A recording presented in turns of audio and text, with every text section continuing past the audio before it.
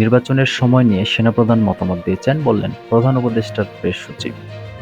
শোষণহীন সমাজ গঠনে আইনের শাসনের বিকল্প নেই, বললেন প্রধান বিচারপতি। নিরাপদ বাংলাদেশের প্রত্যাশা কিশোরীদের। এবং সর্বশেষ জানিয়ে দিব, নির্বাহী ম্যাজিস্ট্রেটের ক্ষমতা পেল নৌ ও বিমান বাহিনী। শুনছিলেন শিরোনাম, এবারে জানিয়ে দিব বিস্তারিত। শোষণহীন সমাজ গঠনে আইনের শাসনের বিকল্প নেই, বললেন প্রধান বিচারপতি। প্রধান বিচারপতি সৈয়দ রেফাত আহমেদ বলেছেন, একটি ন্যায়ভিত্তিক শোষণহীন সমাজ গঠন ও সমাজের সর্বস্তরে ন্যায় বিচার প্রতিষ্ঠার জন্য আইনের শাসনের কোনো বিকল্প নেই। আইন পেশায় সফল হওয়ার ক্ষেত্রে কোনো সংক্ষিপ্ত পথ নেই। আইন পেশায় সাফল্যের শিখরে পৌঁছাতে প্রয়োজন একাগ্র নিষ্ঠা, সততা, ধৈর্য ও পরিশ্রম। একজন আইনজীবীর পড়ালেখার কোনো শেষ নেই। আইনের সর্বশেষ সংশোধন সম্পর্কে আইনজীবীদের ওয়াকিবহাল থাকতে হবে।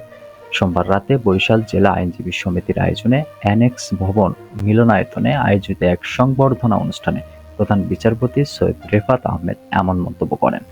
প্রধান বিচারপতি বলেন, কোর্ট অফিসার হিসেবে আইনজীবীদের প্রথম কর্তব্য ন্যায় বিচার প্রতিষ্ঠায় আদালত ও আইনের বিধিবিধানের উপর পূর্ণ সম্মান প্রদর্শন এবং ন্যায় বিচার প্রতিষ্ঠায় আদালতকে সহযোগিতা করা। বিচার বিভাগের সম্মান বজায় রাখা সবার দায়িত্ব। বিচার বিভাগের ভাবমূর্তি নষ্ট হয় এমন কোনো কর্মকাণ্ডে যেন আইনজীবীরা জড়িয়ে না যান, সেদিকে লক্ষ্য রাখতে হবে। জুলাই আগস্টের গণ অভ্যুত্থানের কথা স্মরণ করে প্রধান বিচারপতি বলেন, ছাত্র জনতার অভ্যুত্থানে শহীদদের মানুষ চিরকাল গভীর শ্রদ্ধাভরে স্মরণ করবে, যারা একটি শোষণমুক্ত ও বৈষম্যহীন বাংলাদেশ বিনির্মাণের জন্য তাজা বুলেটের সামনে নিজেদের বুক পেতে দিয়েছিলেন। বরিশালের আদালতের বিভিন্ন তথ্য উপাত্ত তুলে ধরে সৈয়দ রেফাত আহমেদ বলেন, বরিশালের আদালতে বিভিন্ন পর্যায়ে ৪৭ জন বিচারক মামলা দায়েরের তুলনায় শতভাগ মামলা নিষ্পত্তি করেছেন। কিছু কিছু আদালতের বিচারক মামলা দায়েরের তুলনায় শতভাগের বেশি মামলা নিষ্পত্তি করেছেন। পরিসংখ্যান অনুসারে এবছর বরিশালে ৮,৯২৪টি দেওয়ানি ও ফৌজদারি মামলার বিপরীতে ৮,৯৩৬টি মামলা নিষ্পত্তি করা হয়েছে। নির্বাচনের সময় নিয়ে সেনাপ্রধান মতামত দিয়েছেন, বললেন প্রধান উপদেষ্টার প্রেস সচিব। নির্বাচনের সময় নির্ভর করবে সংস্কার কমিশনের প্রতিবেদন ও তা নিয়ে রাজনৈতিক আলোচনার উপর। তারপর সময়ের বিষয়টা আসে যে নির্বাচন কবে হবে। একথা বলেছেন প্রধান উপদেষ্টার প্রেস সচিব শফিকুল আলম সোমবার সন্ধ্যায় রাজধানীর ফরেন সার্ভিস একাডেমিতে আয়োজিত সংবাদ সম্মেলনে সাংবাদিকদের প্রশ্নের জবাবে শফিকুল আলম একথা বলেন। সংবাদ সম্মেলনে বার্তা সংস্থা রয়টার্সকে দেওয়া সেনাপ্রধান জেনারেল ওয়াকারুজ্জামানের সাক্ষাৎকারের বিষয়টিও আলোচনায় আসে। এ প্রসঙ্গে প্রেস সচিব বলেন, রয়টার্সের প্রতিবেদনটি একটু ভালো মতো দেখবেন। ইংরেজি রিপোর্টে কোট আনকোটের মধ্যে কিছু নেই। রিপোর্টে ষষ্ঠ প্যারায় বলেছে ফলোয়িং দ্য রিফর্মস, তারপরে বলেছে ওই 18 মাস। সেই জায়গায় এটা 16 মাস না 18 মাস না 12 মাস নাকি 6 মাস হবে, সেটা সিদ্ধান্ত নেবে বাংলাদেশের জনগণ। প্রেস সচিব বলেন, নির্বাচন কবে হবে, এটি 16 মাস পরে হবে নাকি 12 মাস পরে হবে নাকি 8 মাস পরে হবে, সেটা এখনই নির্ধারণ করা যাচ্ছে না। তিনি মনে করেন, সেনাপ্রধান এখানে অপিনিয়ন মতামত দিয়েছিলেন। জাতিসংঘের সাধারণ অধিবেশনে যোগদান উপলক্ষে প্রধান উপদেষ্টা ডক্টর মোহাম্মদ ইউনূসের যুক্তরাষ্ট্র সফর নিয়ে মূলত এই সংবাদ সম্মেলনের আয়োজন করা হয়। প্রধান উপদেষ্টার এই সফরকে খুবই সফল ও ঐতিহাসিক অভিহিত করেন তার প্রেস সচিব শফিকুল আলম। তিনি জানান, সরকার গঠিত ৬ সংস্কার কমিশন পুরোদমে কাজ শুরুর আগে রাজনৈতিক দলগুলোর সঙ্গে আলোচনা করবে অন্তর্বর্তী সরকারের উপদেষ্টা পরিষদ। খুব দ্রুতই এই আলোচনা হবে। প্রধান উপদেষ্টা ডক্টর মোহাম্মদ ইউনূস ১১ সেপ্টেম্বর জাতির উদ্দেশ্যে দেওয়া ভাষণে নির্বাচন ব্যবস্থা, পুলিশ, বিচার বিভাগ, জনপ্রশাসন, সংবিধান ও দুর্নীতি দমন বিষয়ে সংস্কারের জন্য ৬টি কমিশন গঠনের কথা জানান। নিরাপদ বাংলাদেশের প্রত্যাশা কিশোরীদের। বাংলাদেশ হবে নিরাপদ ও সুরক্ষিত। থাকবে বলার স্বাধীনতা, চলার স্বাধীনতা। যেখানে থাকবে না যৌন নিপীড়ন, ধর্ষণ। বন্ধ হবে শিশুশ্রম ও বাল্যবিবাহ। সোমবার ৩০ সেপ্টেম্বর জাতীয় কন্যা শিশু দিবস উদযাপন অনুষ্ঠানে মেয়ে শিশুরা কেমন বাংলাদেশ চায় জানতে চাইলে এই প্রত্যাশার কথা জানায় একদল কিশোরী। বাংলাদেশ শিশু একাডেমি মিলনায়তনে যৌথভাবে অনুষ্ঠানটির আয়োজন করে মহিলা ও শিশু বিষয়ক মন্ত্রণালয়, বাংলাদেশ শিশু একাডেমি ও জাতীয় কন্যা শিশু অ্যাডভোকেসি ফোরাম।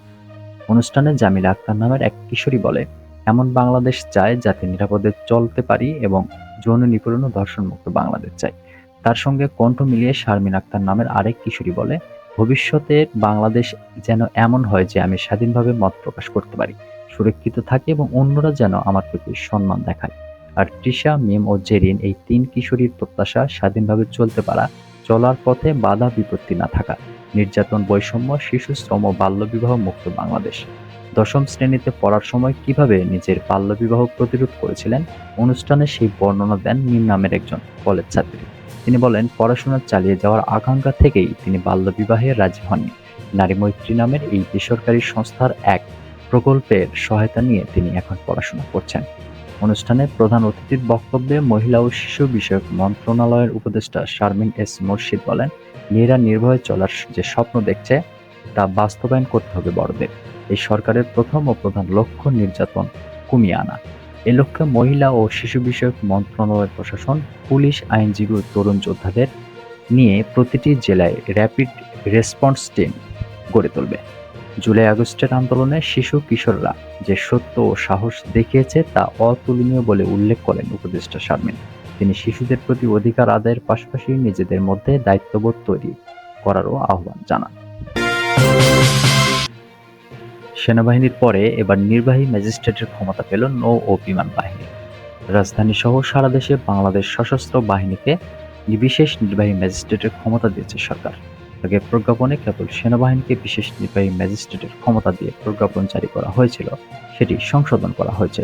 সোমবার জনপ্রশাসন মন্ত্রণালয়ের এক প্রজ্ঞাপনে বলা হয়েছে, বাংলাদেশ সশস্ত্র বাহিনীর কমিশনপ্রাপ্ত কর্মকর্তাদের বিশেষ নির্বাহী ম্যাজিস্ট্রেটের ক্ষমতা দেওয়া হয়েছে। এর আগে 17 সেপ্টেম্বর কেবল সেনাবাহিনীকে বিশেষ নির্বাহী ম্যাজিস্ট্রেটের ক্ষমতা দিয়ে প্রজ্ঞাপন জারি করেছিল জনপ্রশাসন মন্ত্রণালয়। এখন একই স্মারক ও তারিখ ঠিক রেখে সংশোধিত প্রজ্ঞাপন জারি করা হলো। প্রজ্ঞাপন জারির দিন থেকে 60 দিনের জন্য এই ক্ষমতা দেওয়া হয়েছে। সরকারি চাকরিতে কোটা সংস্কার আন্দোলন ঘিরে ঢাকা সহ সারা দেশে সংঘর্ষ ছড়িয়ে পড়লে গত 19 জুলাই দিবাগত রাতে সারা দেশে সেনাবাহিনী মোতায়েন ও কারফিউ জারি করে সে সময়ের আওয়ামী লীগ সরকার। ছাত্র জনতার অভ্যুত্থানে গত 5ই আগস্ট আওয়ামী লীগ সরকারের পতন হয়। এরপর 8ই আগস্ট অন্তর্বর্তী সরকার গঠিত হয়। দেশের বিদ্যমান পরিস্থিতিতে এখনও সারা দেশে সেনাবাহিনী মোতায়েন আছে।